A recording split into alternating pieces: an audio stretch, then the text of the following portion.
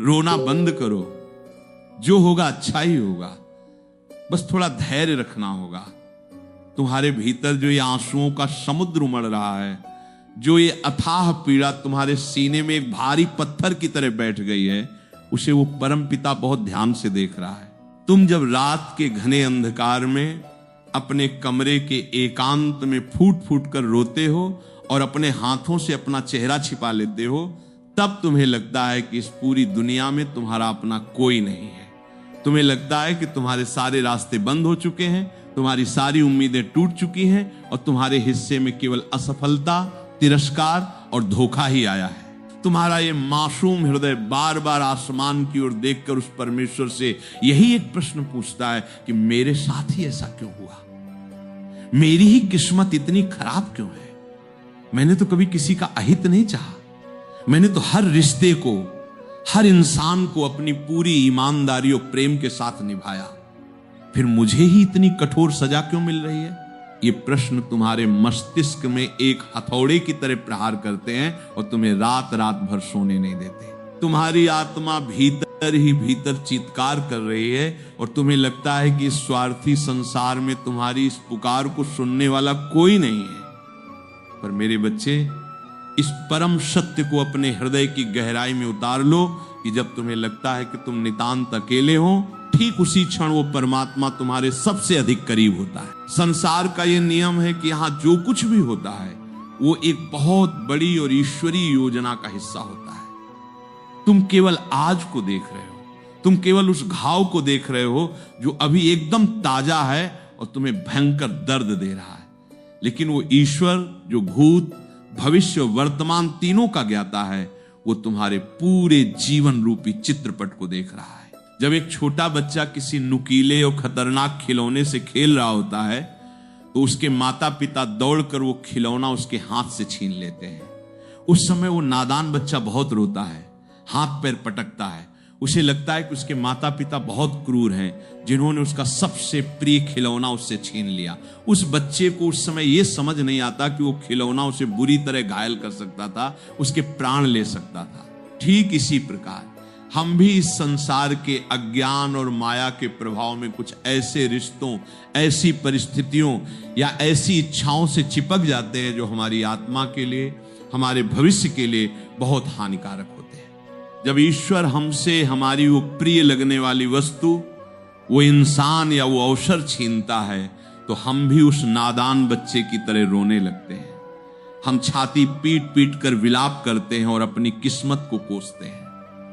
परंतु ईश्वर हमारी भलाई के लिए हमारे उस रोने को अनदेखा कर देता है, क्योंकि वो जानता है कि आज का ये रोना कल के एक बहुत बड़े और जानलेवा पश्चाताप से तुम्हें बचा रहा है।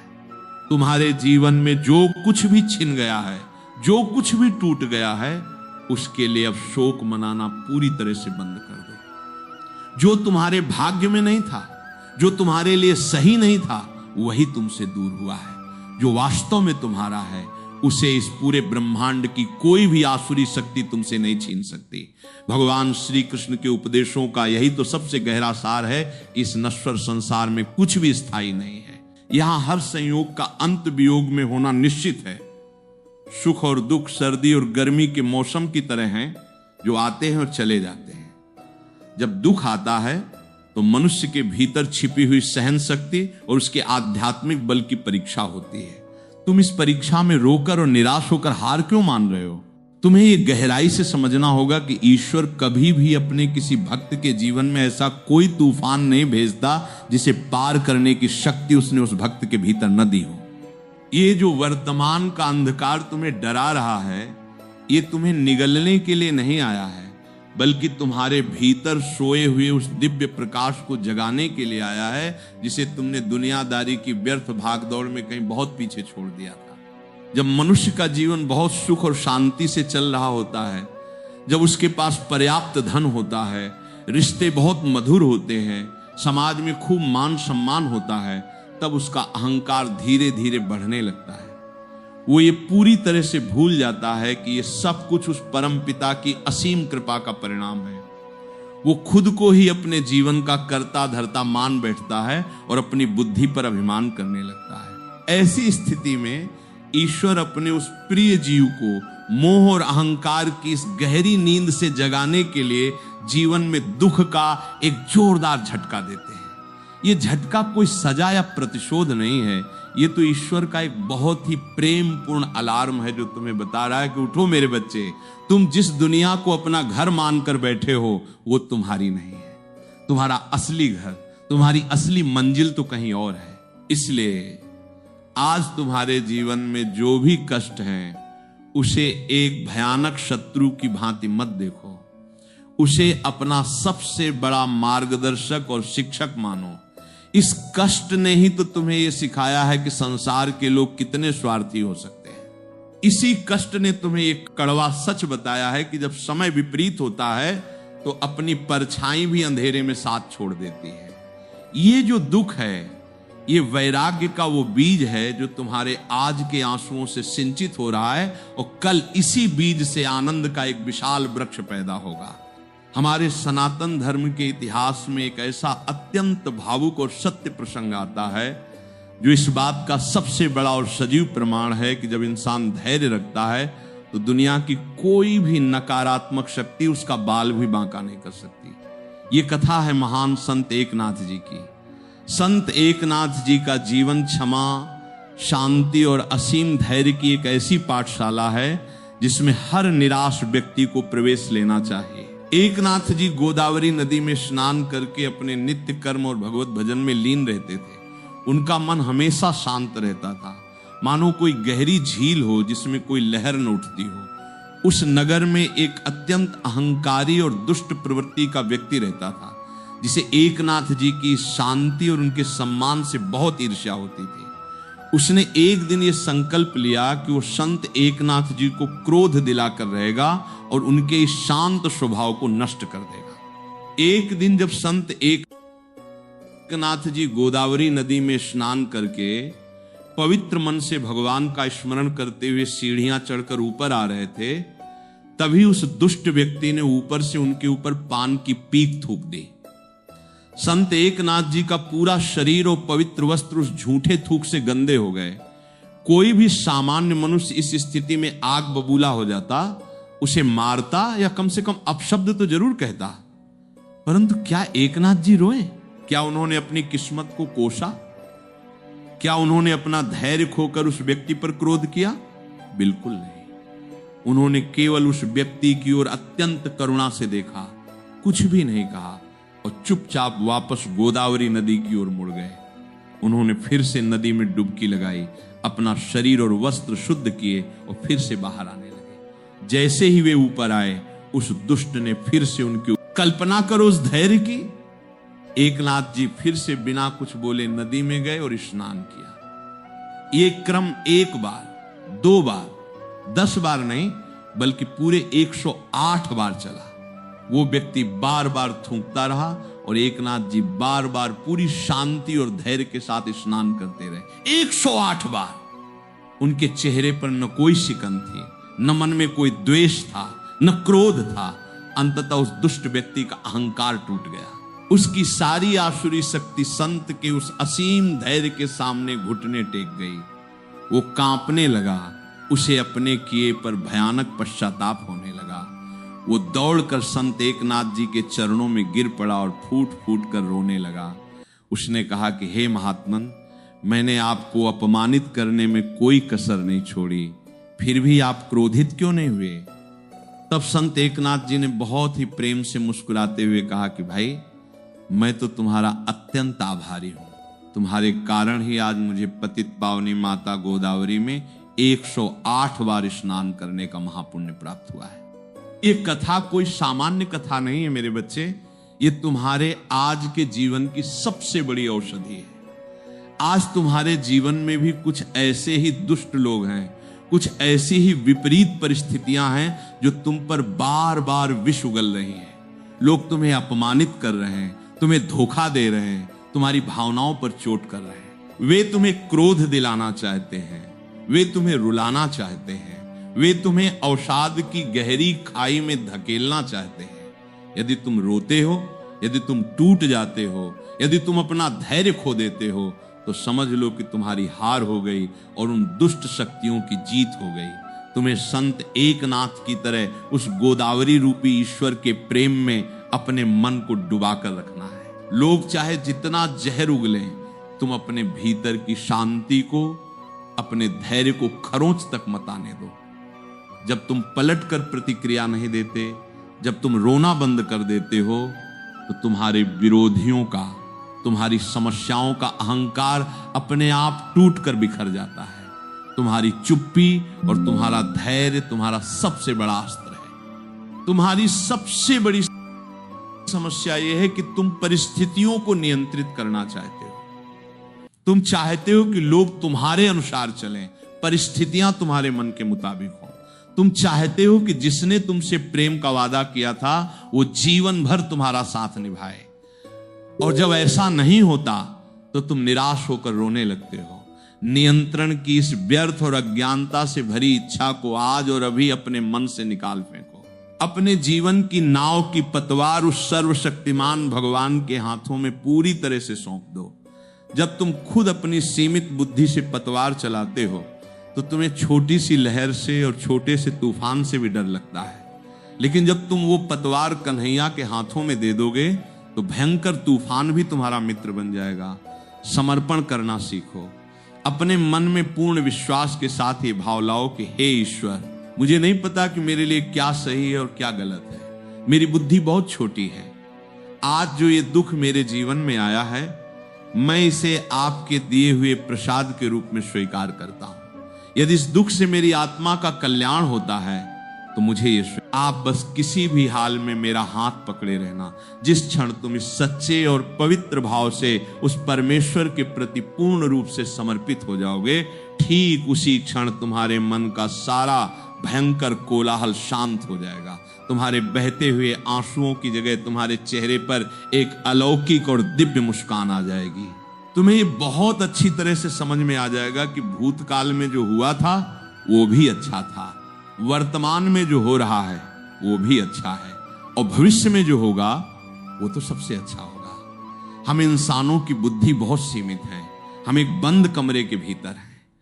हम दरवाजे के उस पार नहीं देख सकते, लेकिन वो परमेश्वर उस पार का, इस पार का और पूरे अनंत ब्रह्मांड का दृश्य एक साथ देख रहा है। वो कभी भी अपने बच्चों का अहित नहीं कर सकता। वो जो भी कर रहा है वो तुम्हारी चेतना को ऊपर उठाने के लिए कर रहा है। इस बात को बहुत गहराई से समझो कि जो लोग बुरे वक्त में तुम्हारा साथ छोड़ गए, उनके लिए विलाप करना तुम्हारे जीवन की सबसे बड़ी भूल है। वे लोग तुम्हारे जीवन में केवल एक निश्चित समय तक के लिए ही आए थे। उनका और तुम्हारा जो पिछले जन्मों का लेन देन था, जो कर्मों का हिसाब था, वो अब पूरा हो चुका है। उनका अध्याय तुम्हारी किताब से समाप्त हो गया है। अब यदि तुम उसी पुराने पन्ने को पकड़कर बैठे रहोगे, उसी पन्ने पर आंसू गिराते रहोगे, तो तुम अपने जीवन की किताब का अगला सुनहरा पन्ना कैसे पढ़ पाओगे? ईश्वर ने तुम्हारे जीवन से उन लोगों को इसलिए हटाया है ताकि वो तुम्हारे जीवन में कुछ बहुत ही बेहतरीन, कुछ बहुत ही पवित्र और शुद्ध लोगों को भेज सके। जब तक बर्तन में पुराना और सड़ा हुआ पानी भरा रहेगा, तब तक उसमें नया और अमृत के समान शुद्ध जल कैसे भरा जा सकेगा? तुम्हें अपने हृदय को खाली करना ही होगा। उन लोगों को भी अपने हृदय से पूरी तरह क्षमा कर दो जिन्होंने तुम्हारे साथ बहुत बुरा किया है। क्षमा करने का अर्थ ये बिल्कुल नहीं है कि तुम उनके किए गए अपराध को सही ठहरा रहे हो या तुम उनसे फिर से संबंध बना रहे हो। क्षमा करने का आध्यात्मिक अर्थ यह है कि तुम स्वयं को उस व्यक्ति की नकारात्मक ऊर्जा के मानसिक बंधन से पूरी तरह मुक्त कर रहे हो। अपने मन में किसी के लिए नफरत, क्रोध या बदले की भावना का जहर मत पालो। नफरत और क्रोध उस तेजाब की तरह हैं जो उसी बर्तन को जलाकर नष्ट कर देते हैं जिसमें वे रखे जाते हैं।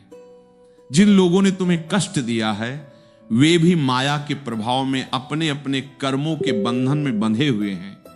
वे तो केवल निमित्त मात्र थे। तुम्हारे पूर्व जन्मों का कोई बहुत बड़ा कर्म फल था जो उनके द्वारा दिए गए दुख के माध्यम से कट गया। अब तुम्हारा हिसाब ईश्वर के दरबार में बराबर हो गया है। उन्हें उनके हाल पर और उनके कर्मों के फलों पर छोड़ दो और खुद एक नई ऊर्जा के साथ आगे बढ़ो। यदि तुम पुरानी बातों को पुराने घावों को बार बार कुरेदते रहोगे तो वे कभी नहीं भरेंगे और उनमें से केवल मवाद ही निकलेगा। अतीत एक ऐसा मुर्दा घर है जहां जाकर तुम्हें केवल कंकाल और हड्डियां ही मिलेंगी, वहां अब कोई जीवन नहीं है। जीवन तो इस वर्तमान क्षण में धड़क रहा है।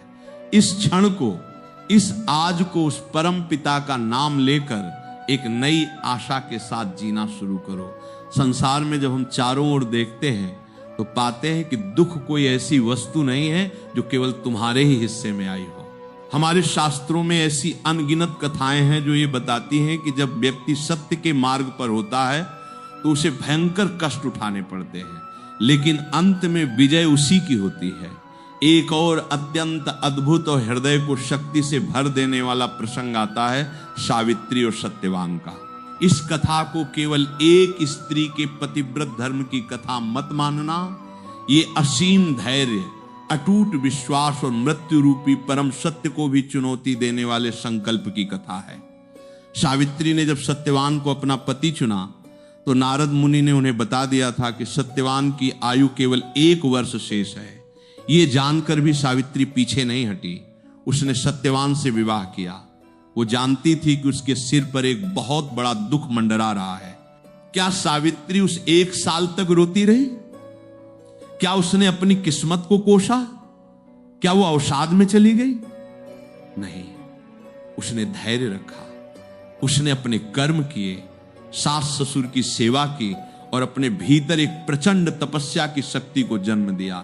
जब सत्यवान की मृत्यु का वो निश्चित दिन आया और यमराज स्वयं उसके प्राण लेकर जाने लगे, तब सावित्री रोते हुए जमीन पर नहीं गिरी। वो पूरे धैर्य, ज्ञान और साहस के साथ यमराज के पीछे पीछे चल पड़ी।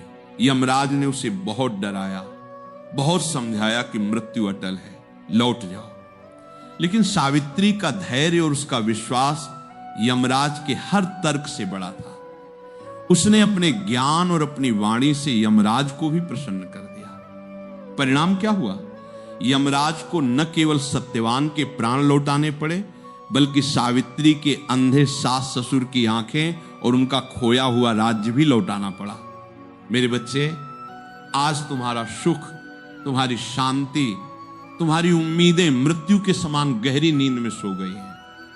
तुम्हें लगता है कि अब तुम्हारे जीवन का सत्यवान अर्थात तुम्हारा सुख मर चुका है और कोई यमराज उसे लेकर जा रहा है। परिस्थितियां तुम्हें बार बार डरा रही हैं, तुम्हें वापस लौटने को कह रही हैं, तुम्हें हार मान लेने को कह रही हैं, लेकिन तुम्हें भी अपने भीतर उस सावित्री को जगाना होगा। सावित्री रोई नहीं थी, वो लड़ी थी, शस्त्रों से नहीं बल्कि अपने धैर्य से, अपने विश्वास से और अपनी तपस्या से।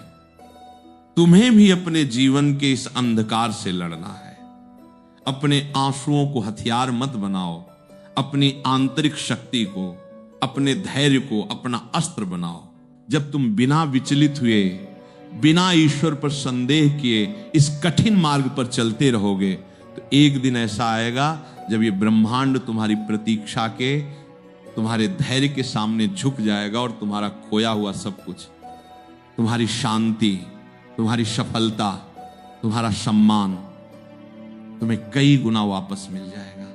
हमेशा ये याद रखो कि जो कुछ भी बिना मेहनत और बिना संघर्ष के बहुत जल्दी मिल जाता है वो बहुत जल्दी छिन भी जाता है, लेकिन जो बहुत लंबी प्रतीक्षा के बाद, रातों की नींद खराब करने के बाद, कठिन संघर्ष के बाद मिलता है वो जीवन भर साथ रहता है और पीढ़ियों तक तुम्हारी कीर्ति गाता है। सोने को जब भट्टी की तेज आग में तपाया जाता है तो वो सोना रोता नहीं है। वो जितनी देर उस आग की लपटों के बीच रहता है उसकी चमक उतनी ही बढ़ती जाती है और अंततः वो एक ऐसा अनमोल आभूषण बन जाता है जिसे हर कोई अपने सिर पर बिठाना चाहता है। तुम वो अनमोल सोना हो जिसे उस भगवान ने चुना है।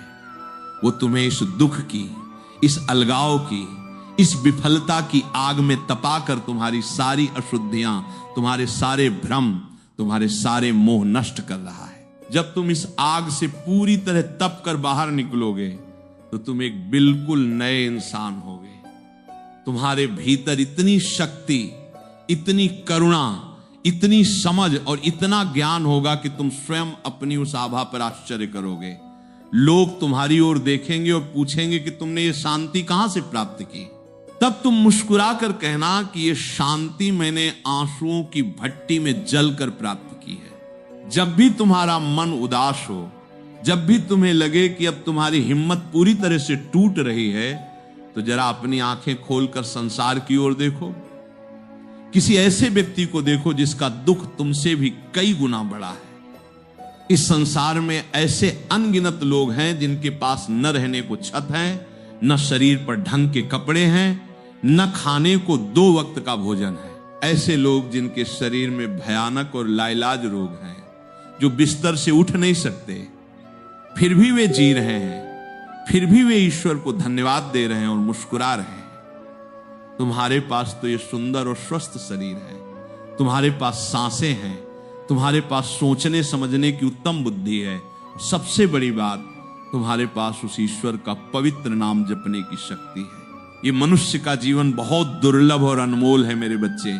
इसे इस तरह रो रो कर, पुरानी बातों को याद कर करके और उदासी में नष्ट मत करो। तुम किसी इंसान के लिए, किसी धोखे के लिए या किसी भौतिक वस्तु के छिन जाने के लिए अपना ये पूरा जीवन दांव पर नहीं लगा सकते। तुम्हारी आत्मा बहुत पवित्र, बहुत स्वतंत्र और बहुत शक्तिशाली है। अब उठो, बहुत हो चुका ये विलाप, बहुत रो लिए तुमने अपने हिस्से का सारा दुख पूरी तरह से भोग लिया है। अब तुम्हारे प्रारब्ध का एक काला और डरावना पन्ना पलटने वाला है। अपने आंसुओं को तुरंत साफ करो। अपने मन के मंदिर से सारी निराशा, सारा अंधकार, सारी शिकायतें और सारे भय आज और अभी बाहर निकाल फेंको। एक लंबी और गहरी सांस लो और महसूस करो कि तुम्हारे सीने के भीतर जो धड़कन चल रही है वो उसी परमात्मा की दी हुई है। वो धड़कन तुम्हें हर पल ये बता रही है कि जीवन अभी बाकी है। ईश्वर तुम्हें हर पल नई ऊर्जा दे रहा है। वो तुमसे बहुत अगाध प्रेम करता है, इतना प्रेम जितना इस दुनिया का कोई भी सगा इंसान, कोई भी प्रेमी या रिश्तेदार तुमसे कभी नहीं कर सकता। संसार के लोगों का प्रेम शर्तों पर, स्वार्थ पर और शरीर पर आधारित होता है, लेकिन ईश्वर का प्रेम पूरी तरह से निस्वार्थ, बिना शर्त और शाश्वत है। वो तुम्हारे हर कांटे को फूल में और तुम्हारे हर दुख को सुख में बदलने की पूरी ताकत रखता है। बस तुम्हें थोड़ा धैर्य रखना होगा। समय हमेशा एक जैसा कभी नहीं रहता। ये समय एक विशाल पहिए के समान है। जो हिस्सा आज नीचे मिट्टी में दबा हुआ है वो कल घूमकर सबसे ऊपर आसमान को जरूर छुएगा। तुम्हारी ये काली रात जिसने तुम्हें डरा रखा है वो भी अब जल्द ही ढलने वाली है। तुम्हारे जीवन के क्षितिज पर भी एक नई सुबह की सुनहरी और मंगलकारी किरणें आने वाली हैं। तुम बस अपनी आंखों को खोल कर रखो, अपने मन को तैयार रखो उस नई सुबह का खुले दिल से स्वागत करने के लिए। जो हो गया उसे एक बुरा सपना समझकर पूरी तरह से भूल जाओ और जो आने वाला है उसका आनंद लेने के लिए खुद को भीतर से मजबूत करो। ईश्वर की इस अनंत और सुंदर सृष्टि में तुम्हारे लिए अभी बहुत कुछ बाकी है। अभी तो तुम्हें कई शिखर छूने हैं। अभी तो तुम्हें कई लोगों के जीवन में प्रकाश भरना है। तुम्हारे शुभ कर्म, तुम्हारी ईमानदारी और तुम्हारा ईश्वर पर वो अटूट विश्वास, यही वो सबसे बड़ी चाबी है जो तुम्हारे बंद भाग्य के हर कठोर ताले को एक झटके में खोल देगी। अब अपने विचलित मन को पूरी तरह से शांत करो। आज इसी क्षण स्वयं से एक कठोर वादा करो कि आज के बाद तुम किसी भी बीती हुई बात को लेकर, किसी भी गए हुए इंसान को लेकर अपनी आंखों से एक भी आंसू नहीं बहाओगे। तुम हर परिस्थिति में, चाहे वो कितनी भी विकट क्यों न हो, एक चट्टान की तरह मजबूत खड़े रहोगे। तुम्हारा ये आध्यात्मिक मार्ग, ये एकांत, ये दुख तुम्हें दुनिया के झूठे दिखावे से दूर करके सीधे ईश्वर के करीब लाया है। इसे अपना सबसे बड़ा सौभाग्य मानो। अब अपना पूरा ध्यान, अपनी पूरी ऊर्जा केवल अपने आत्म सुधार पर, अपने कर्तव्यों के पालन में और भगवान की निस्वार्थ भक्ति में लगा दो। फिर देखना कि कैसे तुम्हारा जीवन चमत्कारिक रूप से बदलता है। जो लोग आज तुम पर हंस रहे हैं, जो तुम्हें बेचारा और कमजोर समझ रहे हैं, कल वही लोग तुम्हारी महान सफलता, तुम्हारे तेज और तुम्हारी आंतरिक शांति को देखकर पूरी तरह अचंभित रह जाएंगे।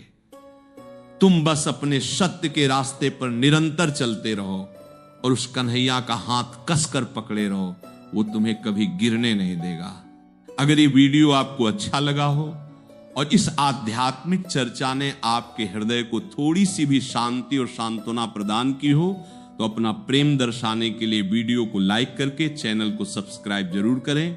ईश्वरीय ज्ञान के इस प्रवाह से निरंतर जुड़े रहने के लिए बेल आइकन अवश्य दबाएं। अपने मन के पवित्र भावों और भगवान के प्रति अपने अटूट विश्वास को प्रकट करने के लिए कमेंट में राधे राधे जरूर लिखें। इस ज्ञान को, इस प्रकाश को केवल अपने तक सीमित न रखें। क्या पता आपका एक छोटा सा प्रयास किसी निराश हृदय में आशा का दीप जला दे। इसलिए वीडियो अपने दोस्तों, परिवारजनों के साथ शेयर जरूर करें। मिलते हैं किसी और वीडियो में एक नई आध्यात्मिक प्रेरणा के साथ। तब तक के लिए राधे राधे, जय श्री कृष्णा।